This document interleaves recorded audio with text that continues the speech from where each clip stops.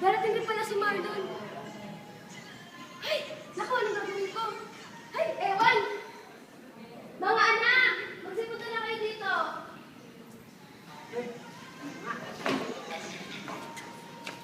Magkain na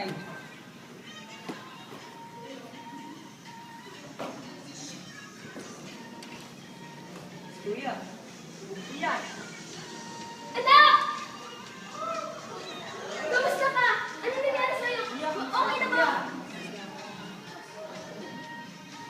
Kuya, gusto ko lang. Kuya. Okay lang kami.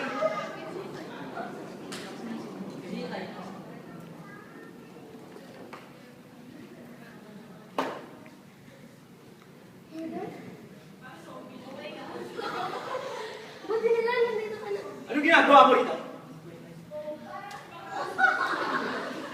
Wala na akong anak. Hindi ka ba kasamang namatay ng mga kasama mo sa Mindanao? Tay, matagal na yun. Kalimutan na natin yun. Masuhin na anak. Hindi ako ganun na anak Tay. Tama na, magsikain na tayo. Malapit na yung ano, matsyabra na. Marlon, napupo ka na dito.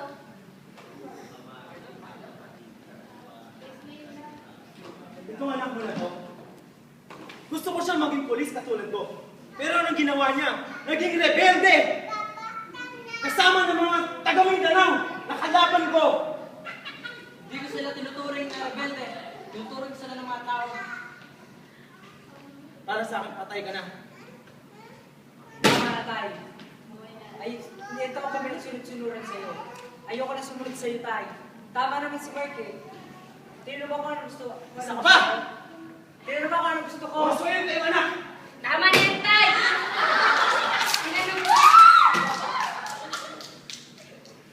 Alam mo, Tay, pinaluwalan mo kami ng kinakasama ko. Di ba sinunod naman kita? Dahil gusto mo makatapos ka ng pag-aaral, Di ba hindi ako nakatapos kasama kami mo! ako? Alam mo nga, nakatapos ako. Tay, Nung anak ko, di mo tinanggap. Nilayo mo pa sa akin. Hindi ko kailangan matatanggap ang anak ko. tinanong mo ba? Tinanong mo ba kung ano gusto ko? Gusto ko mo doktor, gusto ko maging doktor ng pamilyang to.